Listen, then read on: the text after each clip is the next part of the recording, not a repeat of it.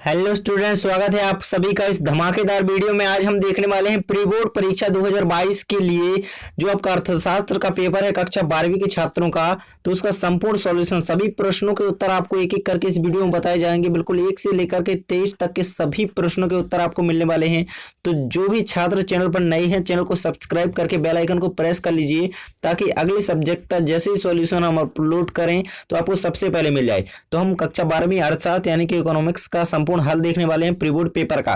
तो आपके objective question के आंसर हम देख लेते हैं। सबसे पहले का आंसर हो जाएगा आपका व्यक्तिगत इकाई, और सेकंड का आ और बा दोनों शून्य, इनमें से कोई नहीं। इसी प्रकार से आप सभी के आंसर एक एक करके देखते जाएंगे। सभी के आंसर बिल्कुल सही हैं और आपको अच्छी तरीके से इन्हें अपनी कॉपी में इसी प्रकार से लिखना है जैसा इसमें लिखा हुआ है, तो आपके कोई भी अंक नहीं कटेंगे। उत्पत्ति के साधनों का क्वेश्चन नंबर 5 का आंसर हो जाएगा। अगला है क्वेश्चन नंबर 6, परिवर्तनशील अनुपातों का नियम, इसका राइट आंसर हो जाता है आपका।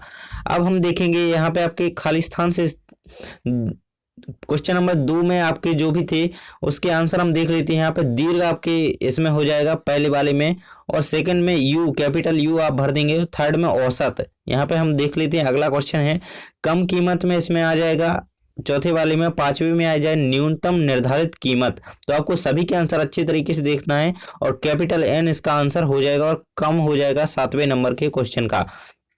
अब हम देख लेते हैं प्रश्न क्रमांक 3 के उत्तर। यहाँ पे सही जोड़ी थी आपकी, तो मांग और पूर्ति यहाँ पे पहले का आंसर हो जाता है। मैंने केवल आंसर यहाँ पे लिख दिए हैं। कुल संपत्ति या मात्रा, सेकंड का आंसर हो जाएगा। थर्ड का हो जाएगा कीमत इंटू मात्रा। तो अगला है आपका क्वेश्चन नंबर 4 का आंसर हो जाता है आपका सही जोड़ी का 2 विक्रेता, और 5वें का व्यापक से सही जोड़ी मिल जाएगी इसकी। और आपको सभी आंसर यहाँ पे दिए जा रहे हैं। तो जो भी स्टूडेंट चैनल पर नए हैं, सब्सक्राइब करके बेल आइकन को प्रेस कर लीजिए ताकि अगली वीडियो का नोटिफिकेशन सबसे पहले आप तक पहुंच सके। यहाँ पे आपको कुछ फुल फॉर्म लिखने थे, जैसे कि जीएनपी का, और जीडीपी का, और पीएनबी का, आरबीआई का। तो जीएनपी का आपका हो जाएगा ग्रॉस नेशनल प्रोडक्ट, और जीडीपी का हो जाएगा ग्रॉस डोमेस्टिक प्रोडक्ट, और पीएनबी का आपका पंजाब नेशनल बैंक हो जाएगा। इस प्रकार से आप इनके फुल फॉर्म देख लेंगे। आरबीआई का रिजर्व बैंक ऑफ इंडिया यहाँ पे आपका आंसर हो जाता है। तो आपके फुल फॉर्म चारों कंप्लीट हो जाते हैं, आपका एक भी अंक इनमें से नहीं कटेगा। अब है आपका क्वेश्चन नंबर 5 है, इसी में आपका एक वाक्य शब्द में। तो अर्थशास्त्र में आपको सीमांत उपभोग पूछ रहा था, तो इस प्रकार से आप इसका आंसर लिख देंगे। फिर बंद अर्थव्यवस्था किसे कहते हैं, तो इस प्रकार इसका आंसर हो जाता है। बंद अर्थव्यवस्था को आप अच्छी तरीके से समझा देंगे। संपूर्ण सॉल्यूशन आपको वीडियो में मिलने वाला है, तो वीडियो के लास्ट तक जरूर रहना है। तो जो भी स्टूडेंट चैनल पर नए हैं तो सब्सक्राइब कर लें। प्रश्न क्रमांक 5 के उत्तर देख रहे हैं हम। यहाँ पे आपको सत्य असत्य पूछ रहा था, तो सत्य असत्य जो भी आपके हैं, देखिए पहला आपका सत्य हो जाएगा, दूसरा भी आपका सत्य हो जाएगा, और तीसरा असत्य हो जाएगा, चौथा सत्य है, पांचवा सत्य है, और छठवां इसके बाद असत्य हो जाएगा। तो आपको इसी प्रकार से अपनी कॉपी में से लगा लेना है। ऐसे ही आप लिखेंगे तो आपको पूरे में से पूरे अंक मिलेंगे। प्रश्न क्रमांक 6 का उत्तर हम देख लेते हैं। इसमें बाजार अर्थव्यवस्था पूछ रहा था, अथवा वाले का आंसर हम यहाँ पे देख रहे हैं। देखिए बाजार अर्थव्यवस्था ऐसी व्यवस्था होती है जिसमें निवेश, उत्पादन और वितरण के निर्णय उन मूल्य संकेतों द्वारा निर्धारित होते हैं जो प्राकृतिक रूप से स्वयं ही मांग और आपूर्ति की स्थितियों से उत्पन्न हो। इसके विपरीत ऐसी अर्थव्यवस्थाएं होती हैं जो चीजों की कीमतें सरकार द्वारा निर्धारित होती हैं। तो आपकी बाजार अर्थव्यवस्था का आंसर यहाँ पे कंप्लीट तरीके से समझा दिया गया है। आप इसे इसी प्रकार अपनी कॉपी में लिख लेंगे।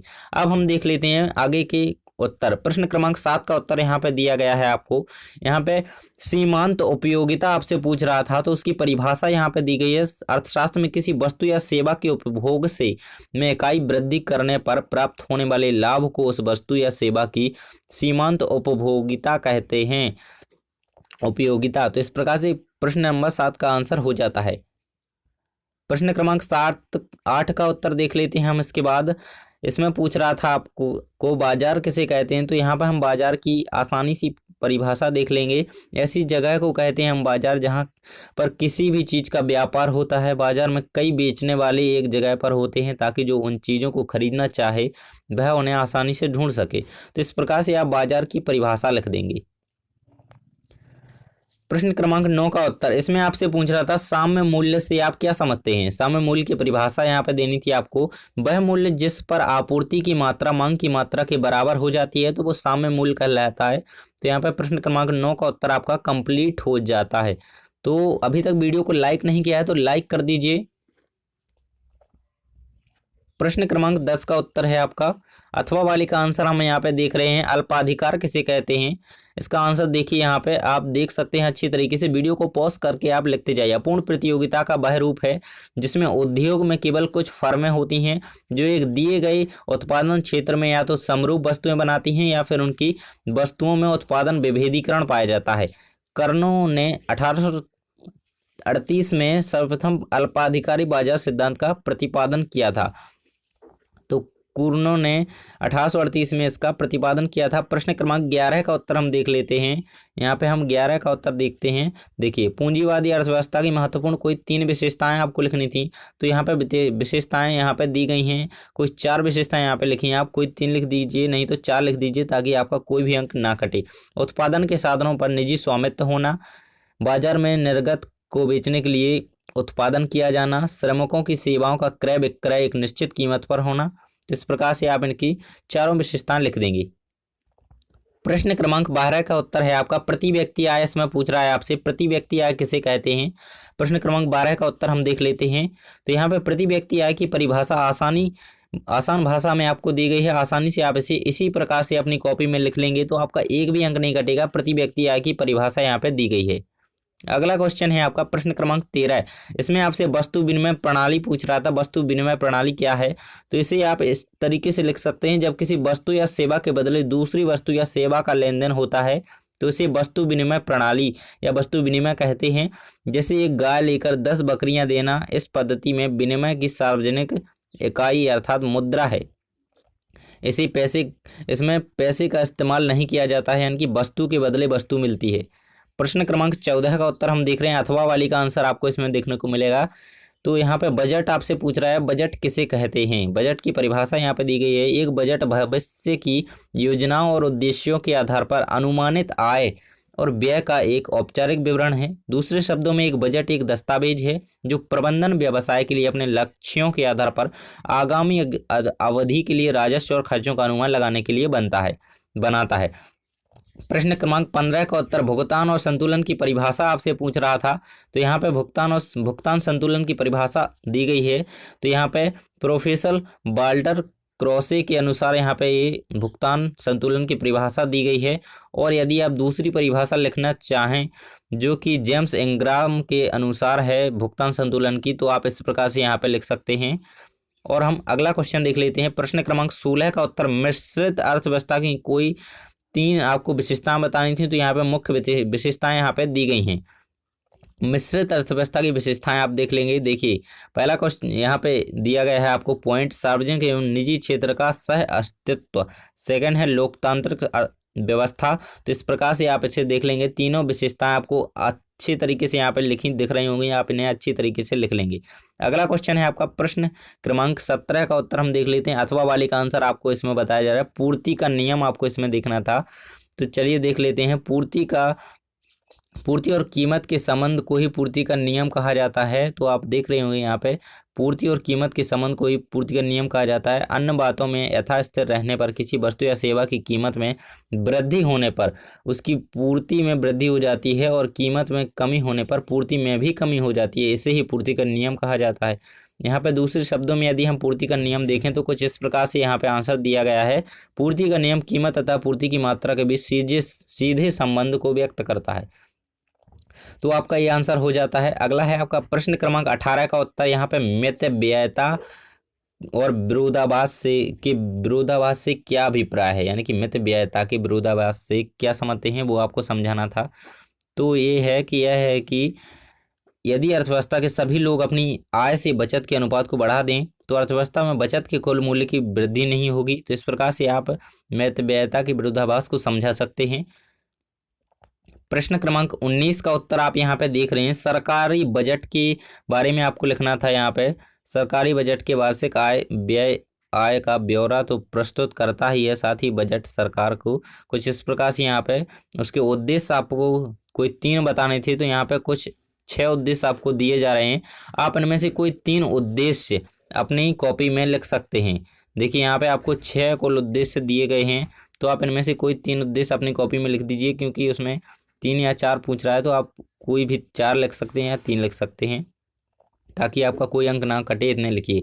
प्रश्न क्रमांक 20 का उत्तर हम देख लेते हैं।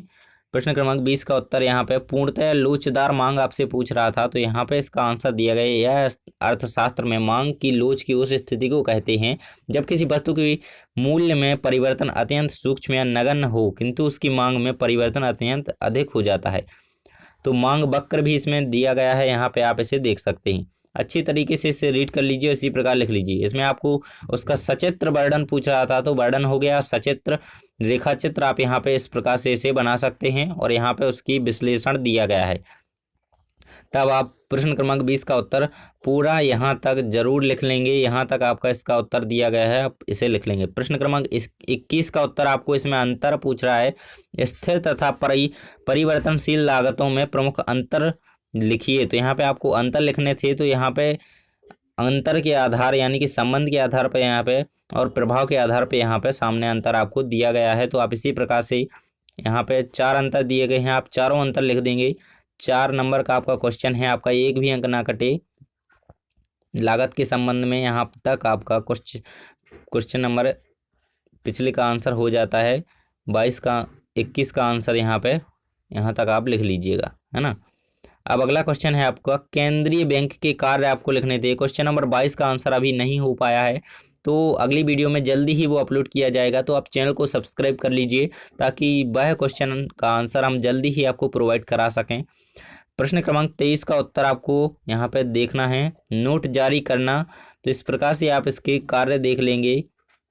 बैंक के कार्य यहाँ पे पूछ रहा था आपसे, तो यहाँ पे हम 5 कार्य देख लेते हैं। कोई देखिए, ये दूसरा कार्य है, ये 23 का ही उत्तर है, सरकार का बैंकर। तो इस प्रकार से आप इसका पूरा देख लेंगे। पॉइंट नंबर 2, पॉइंट नंबर 3 है आपका बैंकों का बैंक। इस प्रकार से आप सभी के देखते जाएंगे। प्रश्न इसका चौथा पॉइंट है अंतिम ऋणदाता, केंद्रीय बैंक के आप यहाँ पे कार्य देख रहे हैं। प्रश्न क्रमांक 23 का ही उत्तर है ये। तो यहाँ पे हमने पॉइंट 5 देख लिए हैं, केंद्रीय बैंक के कार्य। तो आप इसी प्रकार से यदि अपनी कॉपी में लिखते हैं तो आपका एक भी अंक नहीं कटेगा। और जो भी स्टूडेंट चैनल पर नए थे, तो चैनल को सब्सक्राइब करके बेल आइकन को जरूर प्रेस कर लें, ताकि अगली वीडियो का नोटिफिकेशन सबसे पहले आप तक पहुँचे और आप उस सब्जेक्ट की सभी प्रश्नों के उत्तर लिख पाएँ। थैंक्स फॉर वॉचिंग, मिलते हैं अगले वीडियो में।